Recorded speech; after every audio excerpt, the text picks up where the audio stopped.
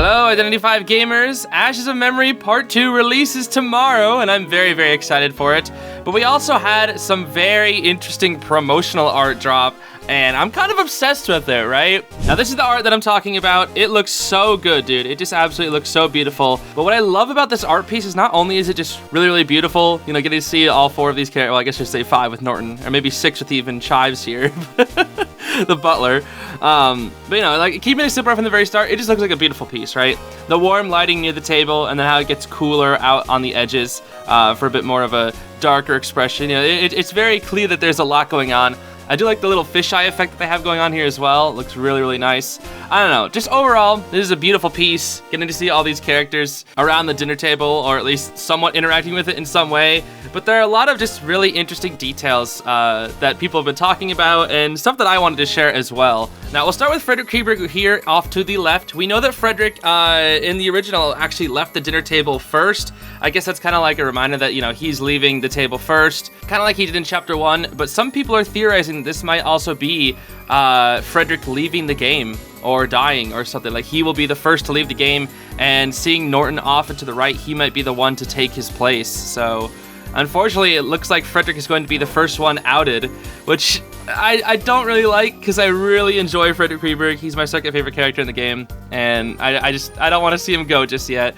But you know what, it's all right. I just love the look of him. I find it interesting that he has his jacket off, because usually, like, the less clothing you have, the more open you are. For example, Alice over here actually took off her jacket, and she's only got like her undershirt or whatever. And she even took off her gloves. I think Melly did as well. We'll talk about the gloves in a minute. But I don't know, I find it a bit weird that he's had his jacket off. So maybe he thought there was like a chance to like open up to these people. But, you know, maybe after seeing specifically Orpheus, he's just like, nah, this isn't worth it. And leaves, picks up his jacket, and, you know, becomes more closed off from these people here. I also find it quite interesting that near him, the candles have just been blown out, it looks like. If you look at some of the candles, it looks like they've just gone out. Perhaps representing that his flame is going to die out, or his life is going to die out. Because when we look at all the other candles that have gone out on the table, it looks like they have been previously lit. You can like see wax dropping from them. Some of the wax is actually getting on the food, which looks gross. But no other candle looks close enough to where it's like has, you know, smoke still rising out of it. I don't know, just a small little detail. I'm kind of just interpreting my own stuff here. I'll also be looking at some other people's interpretations, just the ones that I find really, really interesting, because there is just a lot going on in this photo.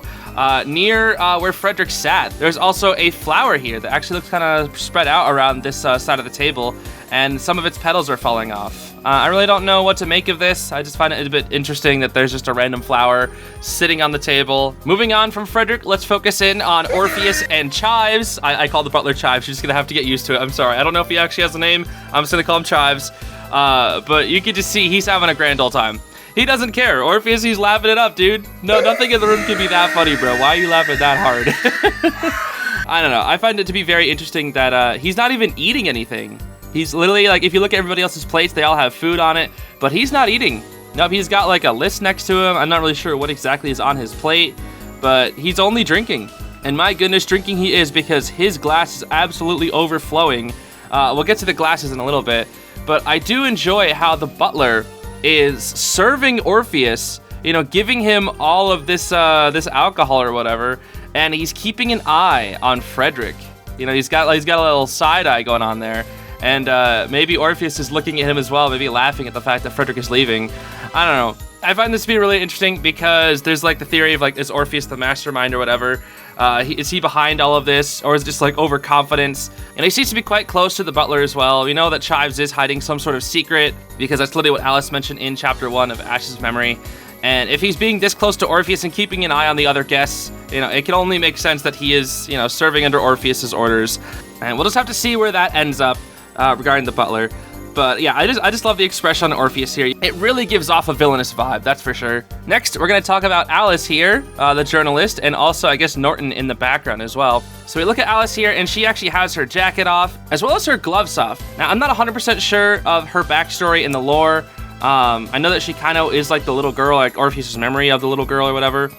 She was that in the past, right? We saw that in Chapter 1. But I remember seeing a small post about Alice taking off her gloves as like a very rare thing, right? It doesn't really happen often for her. And I find that to be really interesting. You know, perhaps it's because she's opening up And some people are theorizing that she's forming some sort of alliance here with Melly, which I find to be very, very interesting. And if you look at her glass, it's actually empty, right? There's nothing in it. Or if there is something in it, it's like very, very hard to see.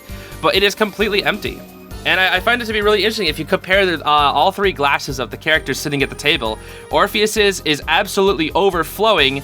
Melly's is only partially filled, where Alice's is completely empty. Now, I've seen multiple interpretations of this so far. Some people are theorizing that this could be their sin, where Alice has no sin, Melly has a little bit of sin, and Orpheus has just overflowing sin, which I find to be pretty funny.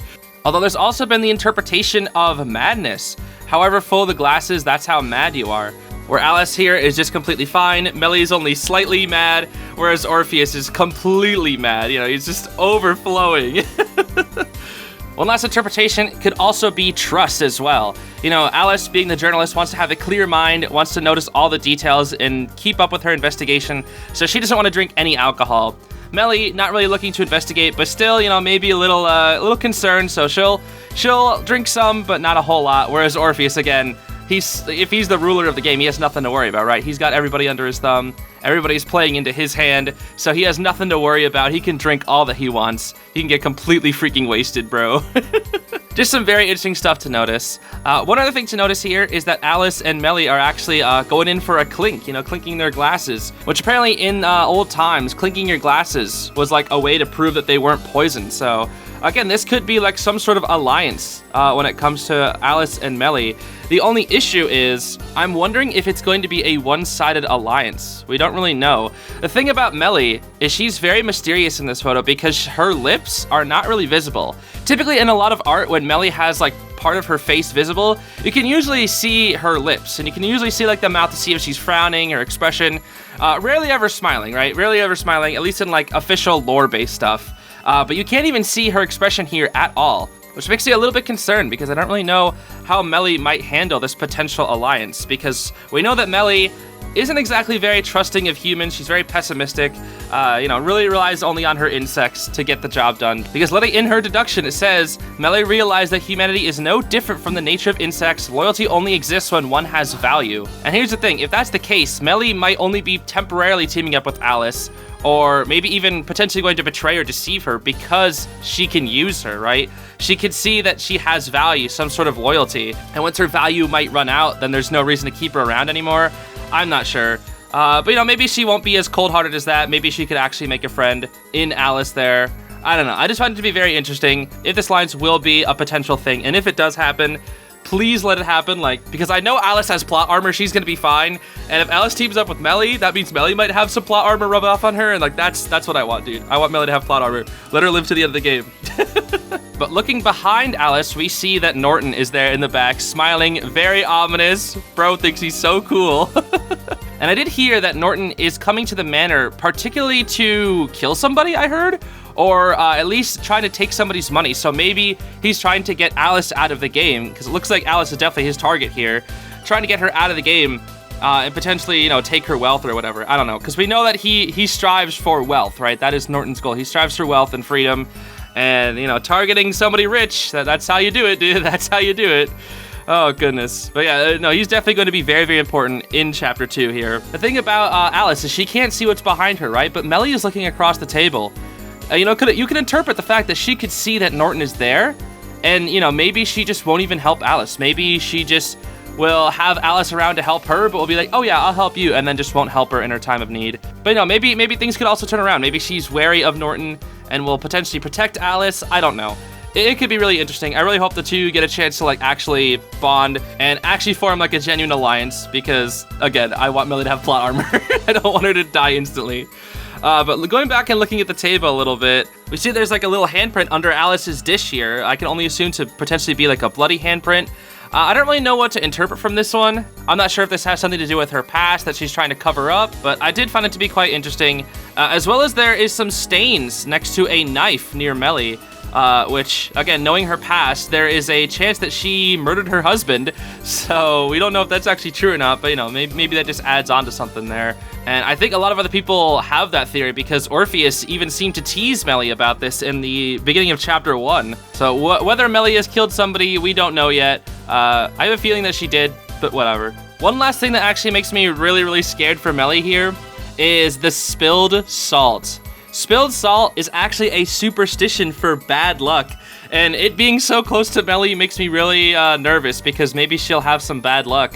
But the thing is, I don't know what kind of bad luck she could have, right? Because we don't really see her too much in the trailer. The one who's being targeted by Norton is Alice. Frederick seems to be leaving the game, but is going to be confronting Orpheus. So if those two are confronting each other, who the heck is Melly going to go up against? Maybe Melly might have something to do with Mary? I'm not really sure. All I know is that the one who's in the most danger from this photo is definitely Frederick. Melly's probably the one who's in the second most danger.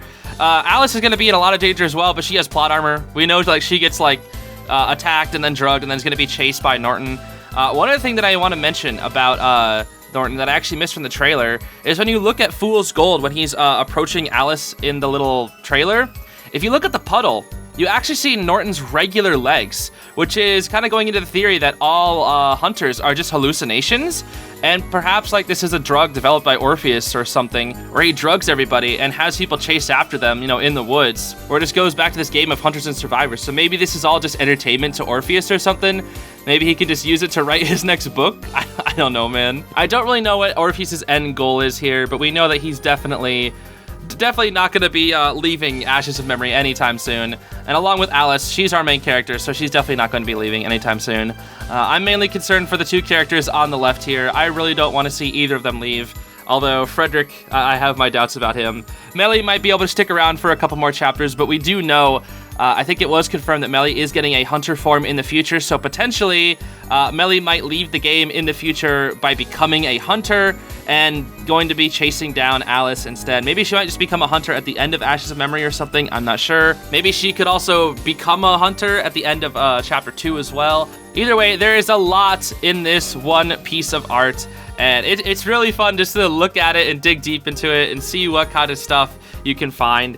If you have any other interpretations or things I may have missed, definitely let me know. I'm very curious to see what other people think about this art. And just in general, it's just a beautiful piece as well. It is just a beautiful piece of art. And not just because it has freaking Melly and Frederick in it, dude. I mean, they are awesome. Other than that, though, it just is a really, really beautiful piece. So yeah, that'll be it for today. Sorry, I just wanted to check this piece out. I know it's a little bit of a different video. I'm just really excited for Ashes of Memory Chapter 2. So yeah, that'll be it. Thanks for watching, everybody. I hope you have a great rest of your day. Bye-bye.